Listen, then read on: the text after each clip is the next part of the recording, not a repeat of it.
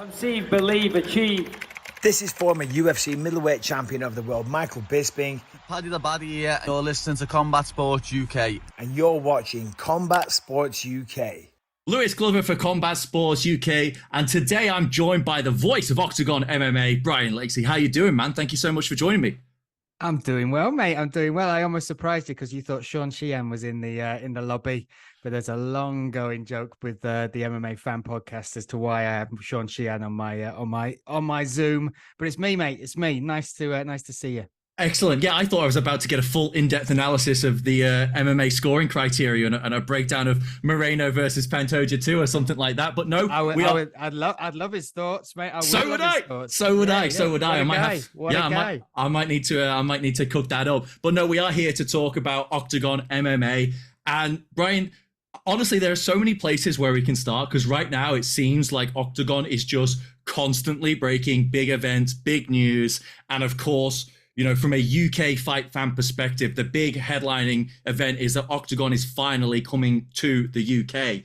But instead of starting there, I want to start with Octagon Challenge because it's all leading up. And man, watching the preview, having seen you talk about it with some other people, it looks like it's going to be absolutely brilliant. So why don't you tell the Combat Sports UK listeners and viewers what they can expect from this upcoming season of Octagon Challenge? Well, listen, a lot of people will kind of know the format as in the Ultimate Fighter. They'll see it like that. They will see two sets of teams, 4 guys in each team. They've got to fight each other. They live together. All that is fairly familiar. But the cherry on top that brings some beautiful, insane madness to this show is the challenge section. We have got some epic challenges that we put these 8 guys in, and I've got to give credit to all these guys and the coaches as well. They made this season. It was England versus Ireland, so the rivalry was there right from the start. Literally, First day on set, the rivalry was on. And then they just delivered a fantastic show. And do you know what? There's moments that I straight away jump to my mind that I cannot wait to see how they look on TV. Some of the challenges, the size and the scale of the challenges we put them in, the way we stretch them outside their comfort zone, how they reacted with each other, the banter, the fights, the almost fights that weren't supposed to be allowed.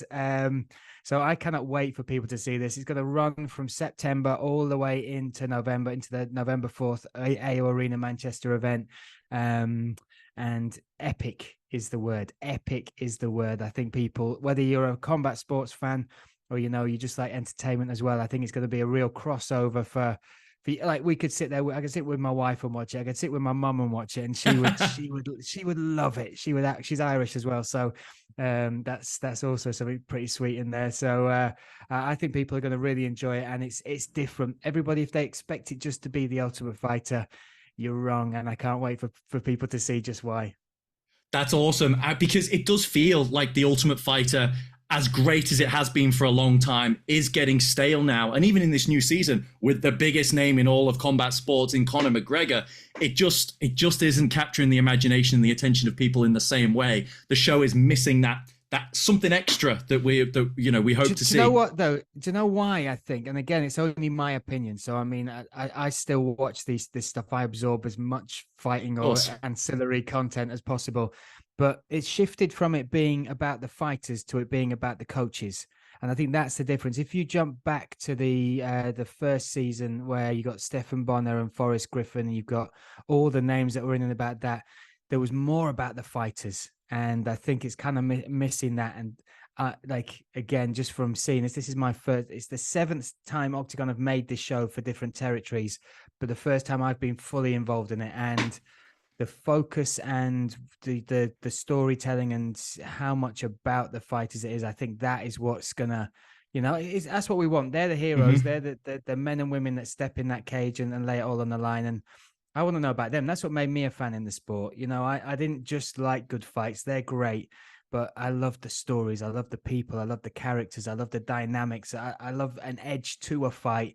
And I think we've got that in our show. I couldn't agree more. Watching a great fight is one thing, and there's nothing better. But when you've got emotional buy into a fighter because you've been following their story and you feel like through the hours of content you've consumed about them, you almost have a relationship, albeit one way, but it gives you so much more to be invested in when you watch them fight, and just takes that fan experience to a whole nother level, which is obviously something that Octagon does so well. I mean, I'm relatively new to watching Octagon in the last sort of 12 months, and I came across it by seeing a screenshot of one of the iconic stadium shows. I went, holy cow, what on earth is that? I've got to find out more. And then I was in. I mean, no one in Europe is doing like it, and very few organizations in the world are doing what Octagon is doing. So what can the UK fight fans expect when they turn up at Manchester in November at the AO Arena to see Octagon's, debut into the UK market? Do you know what? It's obviously good fights. We're going to tell the stories. We're going to build the fights. We'll have the Octagon Challenge finale that will be on there. We'll have Jake and Paul, what we don't like calling it like a celebrity thing because of just how hard they're training. It is a celebrity fight, but they're doing it. They're giving so much to it. So I can't wait for people to follow that journey. And again, it's another project which I hope will engage a wider audience. You've got Jake Quickenden, who's already a household name from his numerous reality TV shows, from Winning Dancing on Ice, from I'm a Celebrity, to my mum's favorite, Bargain Hunt. That's he was on there, and she absolutely loved that. Now that's a whole different demographic, the Bargain Hunt demographic. Again, yes, it's awesome. This is the thing that we want. We want this to be, more fighting events. It's not just about the fights, and I think that's the difference with Octagon. I think that's why they get the crowds coming again and again. In Europe, in Slovakia, Czech Republic, in Germany, it's more than just the fights. The atmosphere, the energy, people really are there from the first fight right till the end.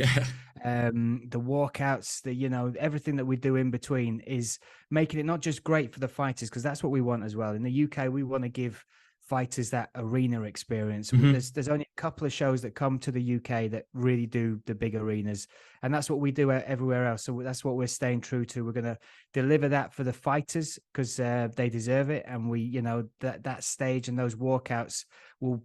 You think of a fighter like Jonas Magard, who prior to coming to Octagon was fighting on a few shows, was the FEN champion in Poland.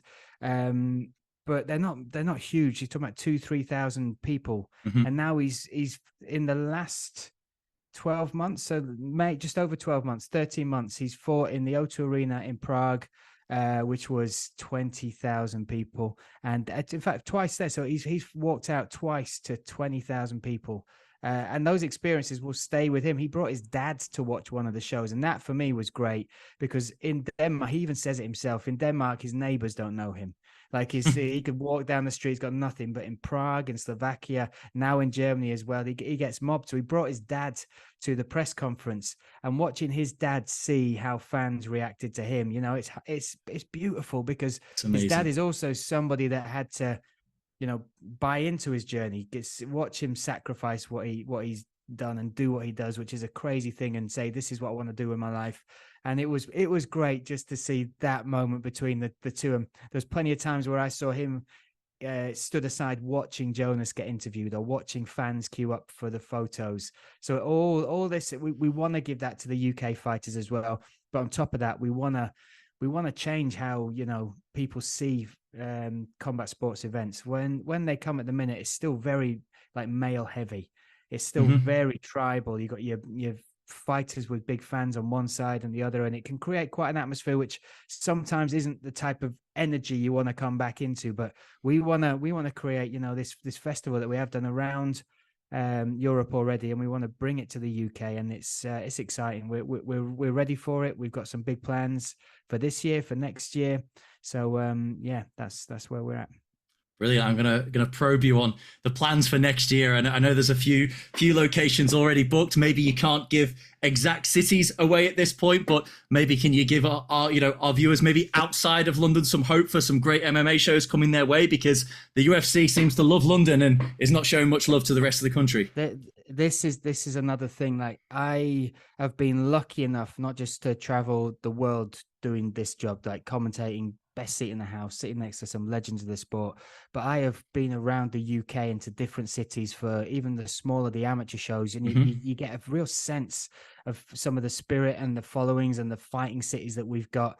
And that we want in. We don't just want to be, you know, a one city, one place, one, you know, once a year type of promotion. We are gonna, you know, travel. We're gonna look for talent in those different areas. And we are going to bring Octagon to, you know, a lot of different locations in the UK next year. The venues are booked. We've already got multiple venues booked.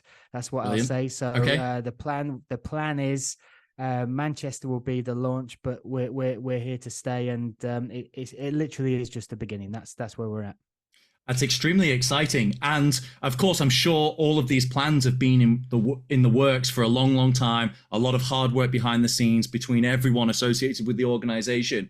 But also, right now, the UK is hitting a golden period of MMA. It's growing in popularity. It's extremely, I guess, fortuitous timing, and with Octagon's injection into the market and bringing these huge shows to the length of the country can only be a great thing for MMA. Do you agree that the UK, having been around the scene for such a long time, really is just only starting to hit its stride, and it's a great time to be getting into the UK market? Listen, I think we have been, underestimated maybe as a market, because we have got some huge talent, right from the amateurs all the way through to the fighters that are on the big show now, including like world champions like Leon Edwards. We've got it already. We've got all the ingredients. I don't think this is the same market as somewhere like Germany. I think Germany, they don't have the big shows. They've just had the PFL go there, which is the first time they ventured over there. But you don't get the UFCs, you don't get the Bellator. So we do have a lot of shows here. We're not a big country either when you look at us in comparison to other places. But I think there is I think you touched on it right. The timing is perfect for another show, which is not just going to come here once or twice a year, but try and establish itself and deliver not just for the fighters but for the fans, big events, big festivals of fighting. And I believe we're going to have very interesting next 2, 3, 4 years here. Yeah, certainly. And it just presents passionate fight fans with that opportunity to get to big feel, huge events that the UFC is partially presenting and has done, for the last couple of years. But unfortunately, the upcoming event in a few weeks' time is seemingly not caught fire in the same way. I think fans are disappointed with the pricing, with the lineup on offer, with having to travel to London, to all of those things. So it really is an exciting time for the fans. And as I said a little while ago, the production that Octagon brings to the shows is certainly going to be something special. And I believe there are tickets still available, a few tickets left to the Manchester show. So if fans are... do you know what? We haven't even really pushed what is going to be on that yet, because we are waiting for the launch of Stage to the Cage, which will come out later this month. We've got Octagon Challenge, the finale. We've got some big fights and fighters to announce. So there are tickets left. There are plenty of tickets left because it's a massive barn of a building. But what will happen over the next few months, and what we're excited about, is some huge partnerships that we're going to be announcing. Some big fighters as well that we're going to put onto this card that are, lined up and primed and ready. Some surprises as well. So I think over the next, the next 2-3 months in particular, there's going to be a big wave of suddenly more attention coming towards Octagon and realizing, this. And again, you talked about it as far as arena type events. They're so different. I mean, I've been to places like, the smaller venues in Manchester, like Bowlers and places like that. They're good. They're nice for the smaller events, but it's a different experience as a fan when you are in the midst of a burning energy of 15, 20,000 people, when something crazy in the cage happens, or somebody a hero walks in to fight for their country, for their flag, for whatever it means. It's different. It is different. And it's the moments I always take my headphones off for. It's the moments that I always make sure I'm totally present for, because if I miss that, if I don't feel that, then I don't deserve to be sat there. I don't deserve to get the privilege of calling those fights, of sitting that close to the cage. So, and that's, that's what I think. We're going to surprise a lot of people with some of the announcements that are coming over the next 3 months. So stay tuned, keep your eyes peeled. But yeah, grab your tickets before they all do disappear. Absolutely. If you were disappointed or priced out of the UFC market this time round, certainly Octagon will not disappoint in Manchester in November. And if you're interested in finding out exactly what Octagon is all about and curious to see the spectacle that is delivered, there is a back-to-back event coming up in a few weeks' time in Prague. So, Bryan, as sort of the final note to hit on, very appreciative of your time. Why don't you tell our listeners what's coming up and what they can look forward to? Because back-to-back night of MMA during the summertime sounds pretty damn good to me. Yeah, and it's in the most beautiful arena that I have ever, been lucky enough to walk into, to watch, to call fights in. It's in a place called the ŠTVANICE, which is basically it's a tennis court, but it turns into this coliseum of violence once a year. But this time, because the tickets sold so fast for the Saturday show, we've done back-to-back events, Friday and Saturday, 28th and 29th of July. We've got some huge fights on there. The Friday night card sees Jonas Magard defend his belt against Felipe Lima. These two guys do not like each other. Jonas is in the prime of his life. Felipe really believes he's got the weapons, the tools to unravel the puzzle that is Jonas Magard. He's also fighting at that All-Stars gym over in Sweden. So the level of fighting and training that they're delivering over there. Then we've got a lot of English fighters on the card. Shamrock is on the card. He is so unique, and he is taking on like a legend over there in the Czech Republic, in Jan Malak, a good friend of mine that I've commentated with some before. So this will be an interesting one for me to call because I know both the guys super well. You got Callum Mullen on the Saturday card as well. He's going to be fighting against Roman Paulus. That's a super talented set of youngsters there. And I say that without trying to patronize, but both under 25, both huge potential to go a very long way in this sport. And then you've got heavy hitters like Stuart Austin taking on Mikhail Andashak. And he's looking to try and make a statement to deliver what he believes his chance at the heavyweight strap, the now vacant heavyweight strap. We've got a Kone 1 list. His opponent is yet to be announced. What I will tell you is I have been privy to some of the fighters that have been offered him. And I have never seen a list of no's come so quickly and it's because of how good he is, how people recognize now. Akon has been a coach on the I almost called it the Ultimate Fighter, Octagon Challenge. That's me sacked, mate. Octagon Challenge alongside Brad Pickett, and his energy, his enthusiasm, and his story is phenomenal. From where he's come from stripping from the age of 21 to a life as a model to now fighting in the lightweight division, and with a really impressive record with wins over the likes of Tim Barton. So I'm excited to see him. And then of course Vemola. If you haven't seen Vemola is the most unique fighter, the Czech Terminator. He's on the card. And for me, a fight which people around the world should watch. Lozan Keita taking on Mate Sanakidze to unify the 145-pound belt. Keita undefeated, lightweight champion, interim featherweight champion, taking on the Georgian Mate Sanakidze. So it's seriously, mate, the events are wonderful to watch. They're a spectacle, but the quality of the fights is so true that if you love fighting, if you enjoy beautiful violence, then you should tune into an Octagon. I certainly will be, and I can't think of a better way to wrap this episode up. Bryan, this has really been great, and I seriously can't encourage people who haven't heard about Octagon to go and check it out. Or if you've heard about it and been wanting to, highly encourage you. There's events on all the time. They're absolutely brilliant. Don't know what Don't wait, run, get your show ordered for July 28th, July 29th. It's going to be awesome. And get your tickets if you are in the UK, and head on up to Manchester, the AO Arena, for what's going to be an absolutely superb night of action. Bryan, thank you so much for joining me. We really appreciate it. And we look forward to hearing you on the call in the coming weeks. I appreciate your time, mate. Have a great day. Cheers.